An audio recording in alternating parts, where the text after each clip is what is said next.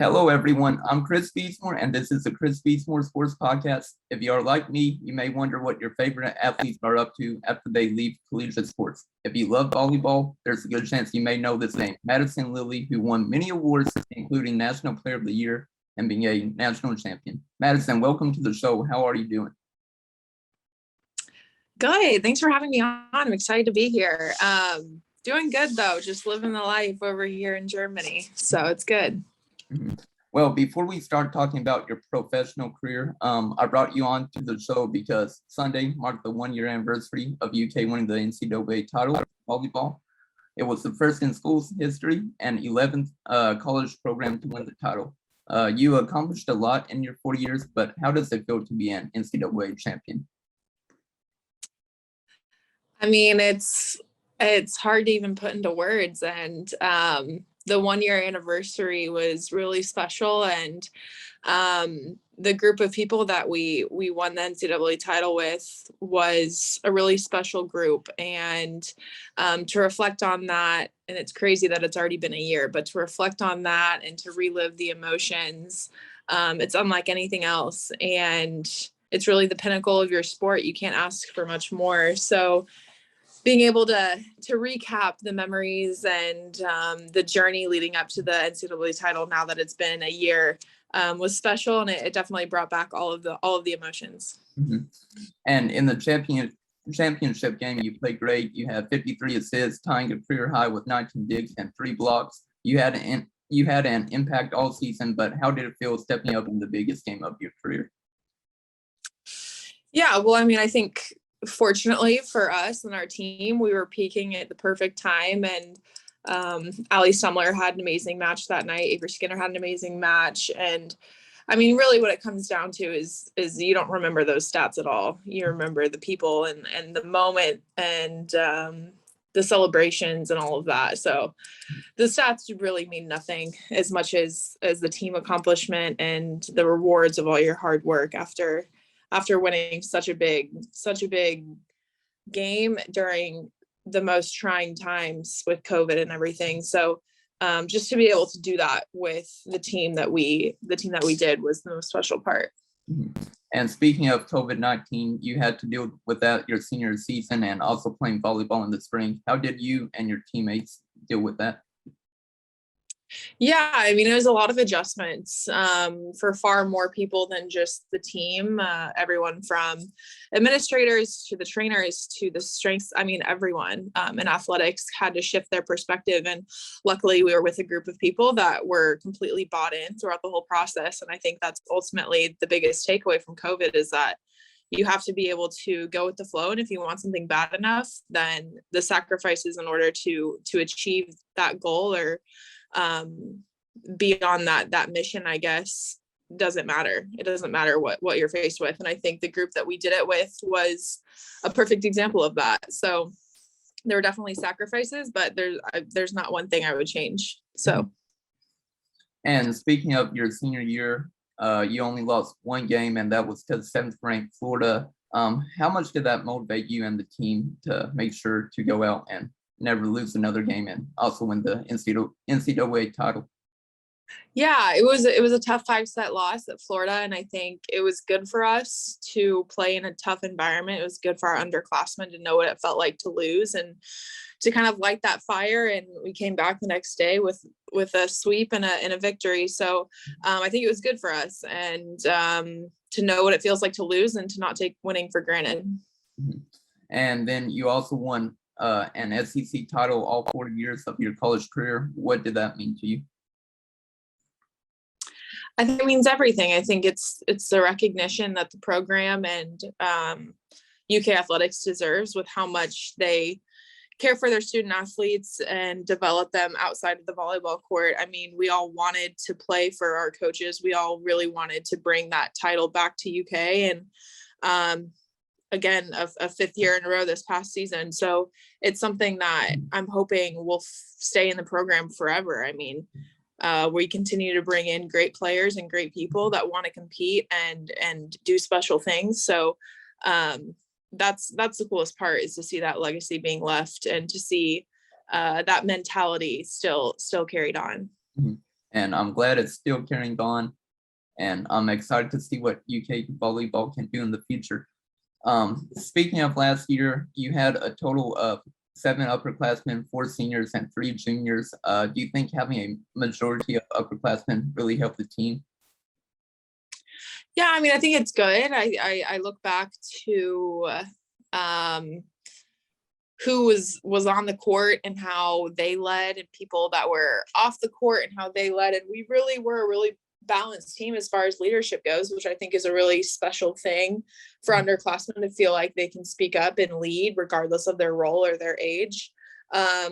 Experience helps, of course, but I think creating the culture where regardless of your age or your experience, that you can add value leading, I think that is ultimately the coolest part to me. And that's something that is still carried on, and regardless of your age, you can lead and make a difference.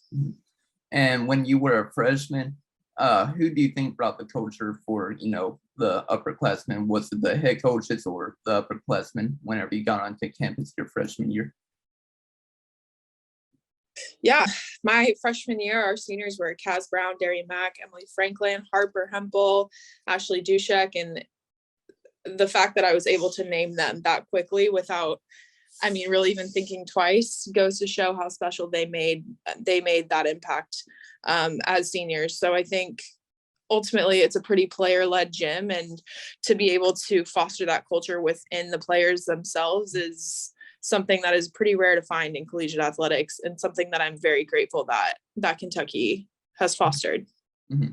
Do you still keep in contact with the 3 seniors that were on the team last year at all? I do, and it's so cool because we're all in such different phases of life, and to be able to see how everyone's doing and progressing in their different careers and different lives, it's special. And that's one reason why I love UK volleyball, is because you maintain that connection. It's been 5-6 years since I've been on the court with them, but I know that I could contact any of them and pick up the phone and we could talk like we're best friends. So that's something really special. And again, not something that a lot of people can say they take away from their collegiate experience. And I'm glad you definitely enjoyed your collegiate experience over the years. Did you ever consider coming back for a 5th year using your COVID year at all? Back in the fall when that was up in consideration, it wasn't something super appealing to me, and the rest of my senior class was also in that same boat, and those are my best friends, so we were all kind of ready to take that next step, and we made that decision prior to anything in the spring happening. And I think everything happens for a reason, and it played out perfectly for us. And now all of us 4 are again on different paths and doing our own thing, and I think it really worked out. So there's not much I would change there. Mm-hmm. And can we talk a little bit about maybe the bubble during the NCAA tournament your senior year with being in Omaha? How was that? How long were you there for? Just speak a little bit about that. Yeah, it was different. It's the first time it's ever been done, and 2 weeks in a hotel room, and not seeing family again. We talked about sacrifices earlier, but it was the ultimate sacrifice. It really was a bubble, and we did a lot of fun team bonding, and it was a really fun group to be in the bubble with. So I'm very grateful for that, but it was definitely, it looked different. And as much as I wish that we could have hosted the NCAA tournament in Memorial Coliseum, it clearly ended up working out for us. And it was special, and we created memories in the Omaha Hilton that we'll cherish forever, no doubt about that. And I'm glad you all had a lot of great memories, also winning the title. What made you choose UK? Oh man, just the people. I committed when I was 14 and didn't get on campus until I was 18. So the people are the things that the control group, I guess, that it didn't change. And I knew that I wanted to play for Craig, and I knew that he was going to be there for the duration of my time in Kentucky, and that made all the difference for me. So the people and the culture were something that I knew that I wanted to be a part of, and high level volleyball followed through with that. So to be able to have those 2 things in tandem, like I said, it's rare and hard to come across, but I knew it was something I wanted to be a part of. And I know UK has always been competing in the NCAA tournament with volleyball. They knocked out my WKU Hilltoppers 2 years in, not in a row, but 2 years while I was in college, my freshman year, and then of course my senior year along with your senior year. So little hurt. Yeah. But can we talk about, though, with you winning all the awards your senior year, what did that mean to you?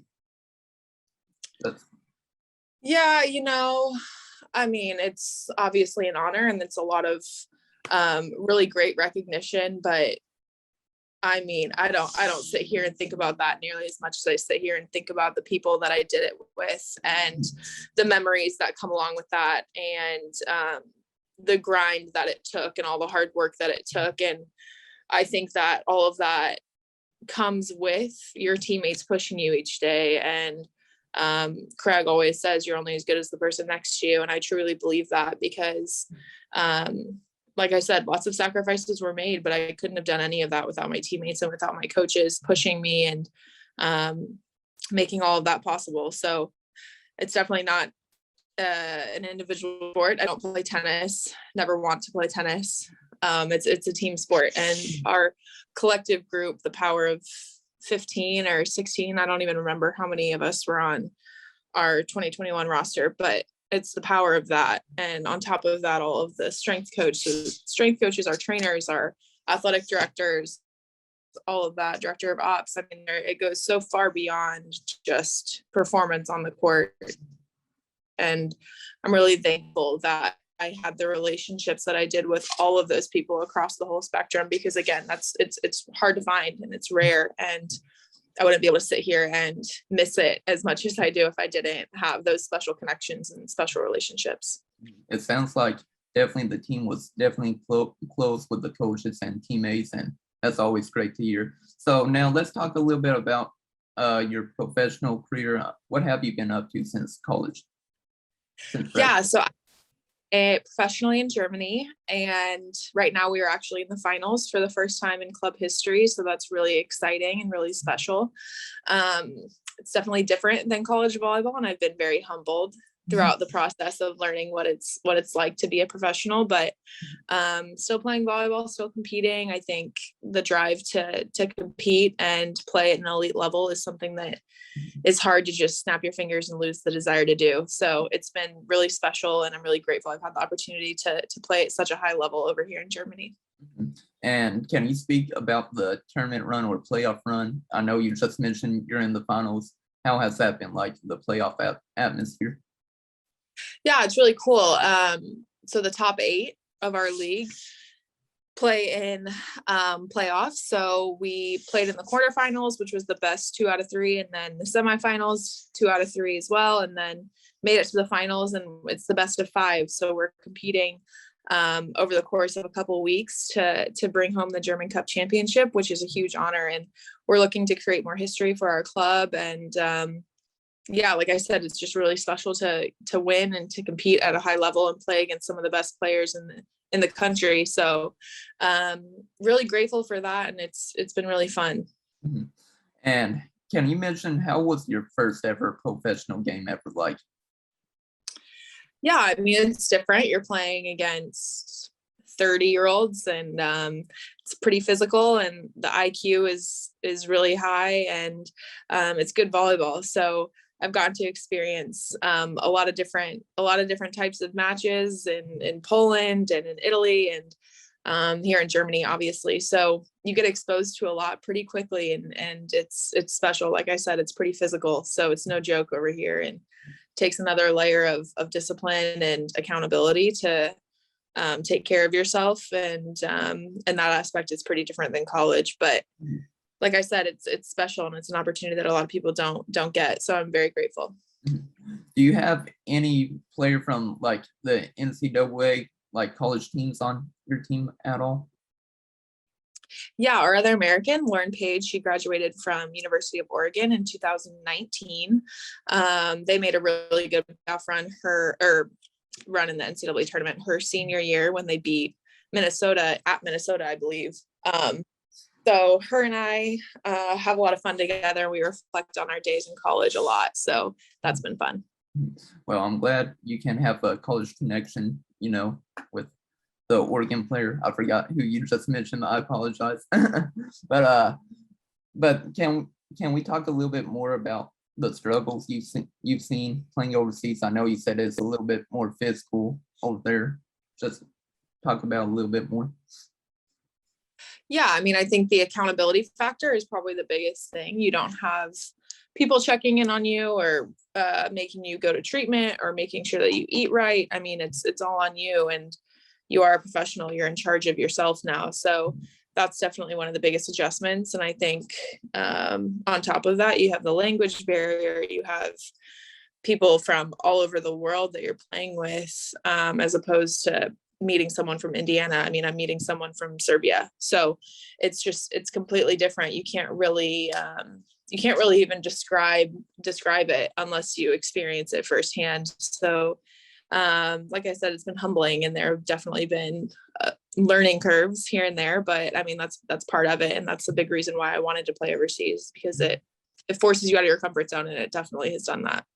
And as long as you're growing as a person, meeting new people, especially like learning the language, in Germany. So that's a big thing. Before we end the podcast, the question I had is, I saw that Nate Sestina tweeted out saying that you all were going to Lexington this summer. What are the plans there? Yeah, it'll be really good for us. We're excited. I think we'll both try to work camps. Obviously me for volleyball and him for basketball, but we're excited. Lexington holds a special place in our hearts. And the people, again, in UK athletics are just so special. And it's something that we really want to be around and be a part of, and continue to give back to both volleyball and basketball. So we're excited. We're excited to live there for the summer, and kind of rehash the good old days, if you will. So it should be good. Like I said, Lexington has a special place in our heart, so we're excited. I'm glad Lexington is a special place. I know with me being from Lawrenceburg, Kentucky, being only 30 minutes, Lexington has definitely always been a little home to me. Feels like, since I always went there, it felt like every weekend, or cross country or track events while I was in high school. So that's all I had. I appreciate you taking your time out of your day to do this podcast. I wish you the best of luck in the finals. Thank you so much. You're welcome. Have a good day, Madison. See you.